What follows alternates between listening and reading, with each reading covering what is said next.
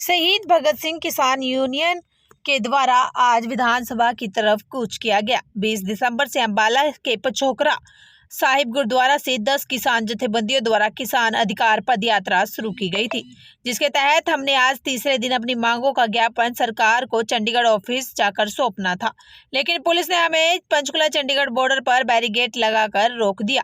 अब 10 सदस्यीय किसानों का डेलीगेशन अपनी मांगों का मांग पत्र SCS अधिकारी BS कुंडू को देंगे। हमारी मांगे ये है कि जुमला मालकाना, मुश्तरका मालकाना, कर्ज माफी, भूमि संशोधन बिल, गन्ने के रेट बढ़ाना और लंपी बीमारी से मरे गोवंश का मुआवजा देना है।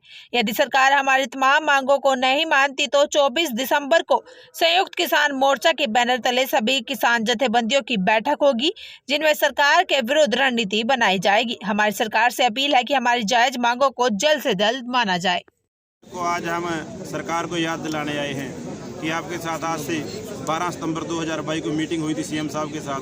उसमें हमें CM साहब ने वादा किया था कि जो आपके मुद्दे हैं, एक हमारा मेन मुद्दा था उसके अंदर जुमला मालकाना वाला, उसमें कानून बनाने की बात थी, और एक जो अपना लैंड एक्वायर बिल है हरियाणा का, इन्होंने उसमें लूट की है किसानों के साथ। पहले 4 गुना रेट किसानों को मिलता था, अब 2 गुने के ऊपर ही किसानों की ज़मीन एक्वायर कर रहे हैं। इन मुद्दों के ऊपर चर्चा हुई थी और उन्होंने आश्वासन दिलाया था कि हम ये कानून आने वाले विधानसभा सत्र के अंदर हम लेकर आएंगे और आपके हक का कानून बनाएंगे। आप बिल्कुल चिंता मत करें, हम किसी भी किसान के साथ धक्केशाही करना बिल्कुल भी पसंद नहीं करते। लेकिन हमें ऐसा लगता है हमें ठगा गया, और उस दिन इन्होंने सोचा कि इनको एक वादा करके, झूठा वादा करके यहाँ से घर भेज दिया जाए और ये दोबारा इकट्ठे नहीं होंगे और बात ऐसे ही खत्म हो जाएगी। लेकिन हम आज याद दिलाने के लिए आए हैं बड़ी शांतिप्रिय तरीके से। आपने देखा होगा कोई हमने कोई ज़बरदस्ती वाली बात या कोई ट्रैक्टर लेकर हम यहाँ पर नहीं आए। अगर हमें बैरिकेड तोड़ने होते हैं हम ट्रैक्टरों के साथ आते हैं, अपनी तैयारी के साथ आते हैं। आज हमने क्या किया है कि हम 20 तारीख को पंचोकरा साहब से चले अम्बाड़ा से, सड़कों के ऊपर रहे अपने किसानों को जागरूक करने के लिए और मीडिया के अंदर अपनी बात को रखने के लिए कि सरकार हमारे साथ जबरदस्ती के लिए धक्केशाही कर रही है। उन मुद्दों के ऊपर हमने आज रिमाइंडर कराने के लिए सरकार को जो हमारे साथ वादे किए हैं आप उनको पूरा करें।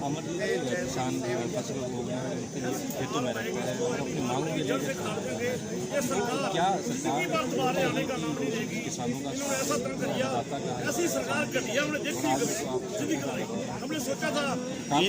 इनको लगता है कि जो हम CM बने हैं, जो प्रधानमंत्री BJP का राज आया है, वो कारपोरेट की वजह से आया है। कारपोरेट ने पैसा खर्च किया और मोदी जी को चूज किया और उन्होंने प्रधानमंत्री बन गए। लेकिन इन्होंने झूठे वादे करे। सबसे बड़ा वादा किया प्रधानमंत्री जी ने, शर्म आनी चाहिए इतने बड़े पद के ऊपर बैठ कर इतना झूठ बोले। और आज तक पुरानी की 8 साल के अंदर की 52 रैलियों के अंदर छाती पीट कर बोले कि आपको 15 लाख रुपए दूंगा हर एक को, आपका कर्जा मुक्ति कर दूंगा किसान का, और पहली कलम से स्वामीनाथन की रिपोर्ट लागू कर किसानों ने वोट डाल दी, मजदूरों ने वोट डाल दी, कोई जुल्म तो नहीं हो गया। स्वामीनाथन एक ऐसी चीज है, स्वामीनाथन इस देश की दशा को बदल देगी। स्वामीनाथन इस देश की अर्थव्यवस्था को बदल देगी। यहाँ पर इतने जगह जॉब क्रिएट कर सकती है और कोई इनके पास मसला ही नहीं। लेकिन ये कॉर्पोरेट के हक को पूरने के लिए उनके नौकर हैं, गुलाम हैं। ये हमारे प्रधानमंत्री ने हमसे गलती हुई तो बोलते हैं, और ये आज कॉर्पोरेट के हक में जितने कानून बनाए, जितना कर्जा कॉर्पोरेट का माफ किया, किसानों को तो उन्होंने 1 रुपया माफ नहीं किया, ब्याज तक भी माफ नहीं किया। और वो लोग जो पैसा माफ कराकर देश छोड़कर चले गए, तो किसान अपना देश छोड़कर चले गए। हम तो मिनिमम रेट के ऊपर भी हमारी फसल नहीं खरीदते। जो हरियाणा सरकार के, जो इस देश की सरकार के साइंटिस्ट जो सरकार की तनख्वाह लेते हैं, वो कहते हैं कि इनको दो स्वामीनाथन की रिपोर्ट, जिनका खर्च इनके बच्चे हैं। हम क्या नहीं चाहते कि किसान जो दिन रात खेत में काम करता है उसके बच्चे अच्छे स्कूलों में पढ़े, उनके बुजुर्ग अच्छी दवाइयाँ ले। ये सोचते हैं कि ये लोग भूखे मर जाएं। और इन सरकार की एक ही मंशा है, कम से कम रेट के ऊपर सरकार कॉर्पोरेट को जमीन उपलब्ध कराना, और उस जमीन के ऊपर, उस फैक्ट्री के अंदर कम से कम रेट के ऊपर मजदूर उपलब्ध कराना इस सरकार की प्राथमिकता है। आगे क्या रूपरेखा रहेगी? रूपरेखा यही है जो हमारी 5-6 जथेबंदी यहाँ पर बैठी हैं। अगर सरकार हमारी बात नहीं मानेगी, नहीं सुनेगी, हमारी मीटिंग नहीं कराती सरकार के साथ, और हमें कोई मजबूत या लिखित में कोई बातचीत नहीं करती, फिर अगली रणनीति जैसे दिल्ली की तैयारी थी, फिर ऐसी चंडीगढ़ की तैयारी। कोई भी जो मसला होगा, रोडों पर बैठेंगे, रोड जाम करेंगे, इन लीडरों का कामों में पड़ना बंद करेंगे। कुछ भी डिसीजन ये साथी लेंगे जो एकजुट होकर, उसको फिर हम करेंगे। लूट पार की होगी।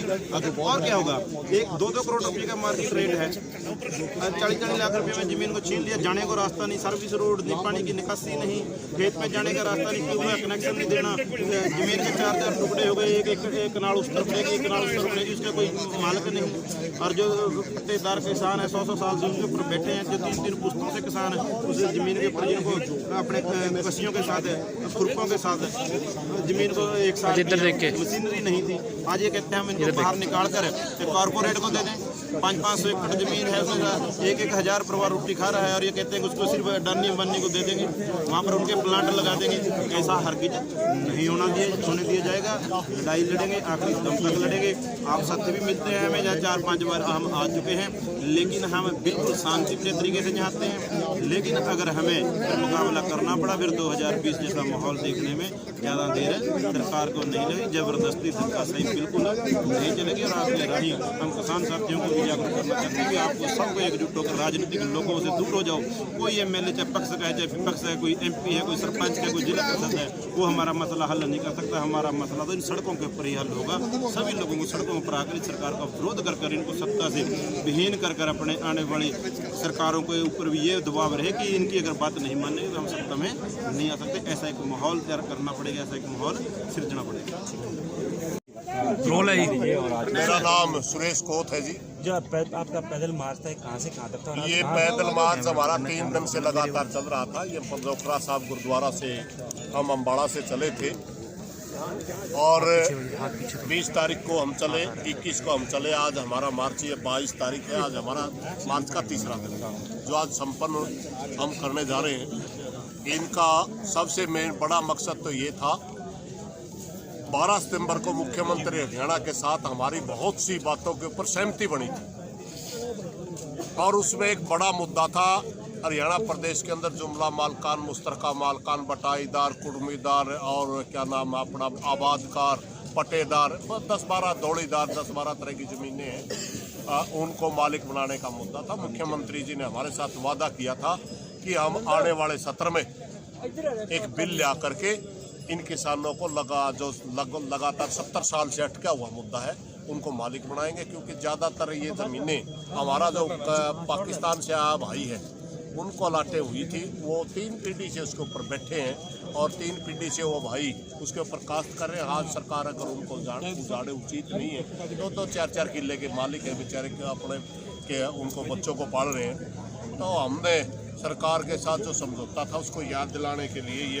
यात्रा रखी, और उसमें विभिन्न और भी मुद्दे हैं जो सरकार से हमारे होने हैं, जिसमें बिजली के हमारे मुद्दे हैं, भूमि अधिग्रहण के मुद्दे हैं, गन्ना का भाव बढ़वाने का मुद्दा है। हरियाणा स्टेट कभी ज़माने में छोटा स्टेट होने के नाते सबसे ज़्यादा गन्ने का भाव मिलता था, मगर आज पंजाब हमारे से आगे है, उत्तर प्रदेश हमारे से आगे, जो कि अच्छी बात नहीं है। हम पंजाब से 50 रुपये ज़्यादा होते थे कभी, आज पंजाब से हम पीछे हैं।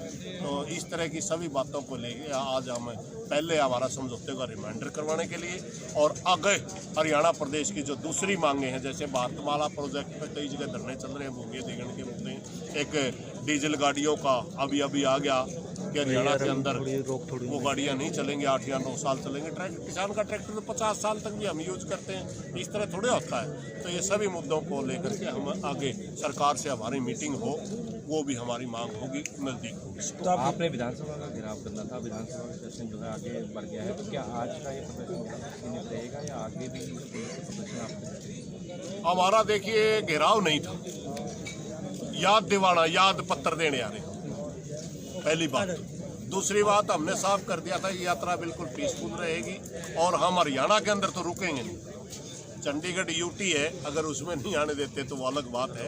हरियाणा तो हमारा घर है, हम हरियाणा के किसान हैं, हमारे घर में ही हमारे को रुका जाएगा, ये तो उचित नहीं है। वहाँ तो आप टकराव पैदा करो, मगर यहाँ तक हम आए और उन्होंने हमारे को कहा रही आगे आंदोलन की बात। सरकार का अगर नज़रिया सही रहा तो मीटिंग करेंगे, नज़रिया सही नहीं रहा तो हम तो सड़कों पर ही पैदा हुए हैं भाई, सड़कों पे ही मरना हमारे भाग्य में लिखा होगा।